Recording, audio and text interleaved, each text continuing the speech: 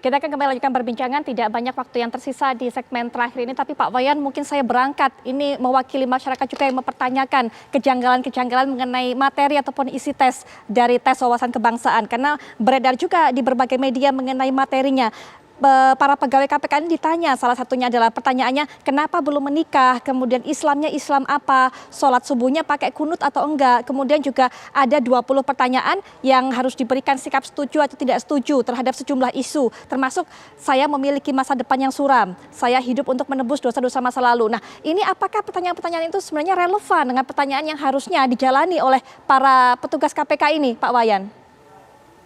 Begini, saya sendiri tidak tahu persis apa pertanyaan-pertanyaan sejenis itu memang ada. Tapi saya menduga berdasarkan pengalaman saya 2 kali tes di KPK sebagai komisioner, itu tim seleksinya dipilih dari orang-orang yang ternama, orang-orang yang terhormat, yang memiliki kredibilitas luar biasa.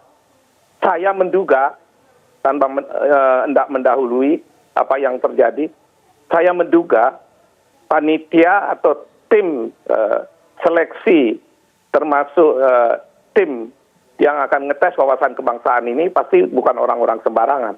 Oleh karena itu sampai dibuktikan sebaliknya, mari kita berbaik sangka.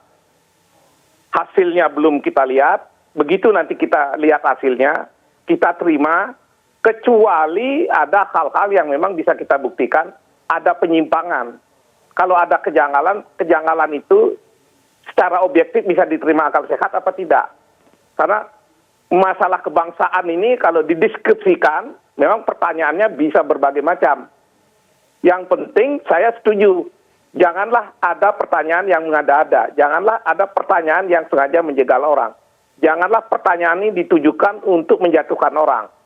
Kalau pertanyaan itu berkait langsung atau tidak langsung dengan masalah-masalah kebangsaan, karena untuk situasi akhir-akhir ini, masalah kebangsaan kita kalau mau jujur, dengan adanya berbagai isu terorisme, radikalisme, separatisme, belum lagi kalau kita mundur ke belakang bahwa begitu gencarnya kelompok tertentu ingin mengisukan bagaimana Pancasila boleh diganti, bagaimana Undang-Undang Dasar kita boleh diganti. Baik. Ya tentu masalah-masalah kebangsaan seperti yang diwacanakan, yang diingatkan, yang dipidatokan oleh Bung Karno menjadi sangat penting untuk masuk kepada setiap insan ASN, bukan hanya ASN, kepada insan warga negara tanpa kecuali. Baik, Pak Wayan. Prinsip-prinsip kebangsaan, masalah nasionalisme harus dipegang teguh, harus diturunkan menjadi kenyataan hidup sehari-hari, bukan hanya menjadi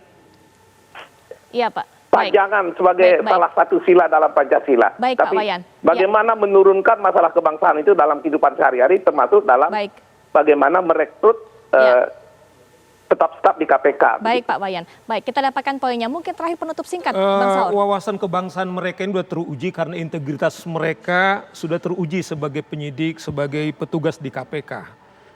Jadi tuduhan-tuduhan radikalisme ini menurut saya itu kejam, keji. Udah stop itu. Karena kalau enggak saya bayangkan di Republik ini orang-orang baik akan hilang, tetapi hanya pempitnah yang kemudian kita pelihara. Katakanlah misalnya Novel Baswedan, karena misalnya salah satu dituduh, dia ini lulusan Akabri loh. Dia ketika dia memilih mengundurkan diri dari kepolisian, masuk kepada KPK sebagai independen, kemudian mereka diseleksi orang-orang terbaik, dan dalam proses perjalanan tiba-tiba dituduh radikal. Menurut saya ini bukan karakter Pancasilais menurut saya. Bukan wawasan kebangsaan, tapi ini fitnah-fitnah, keji, dan menurut saya stop.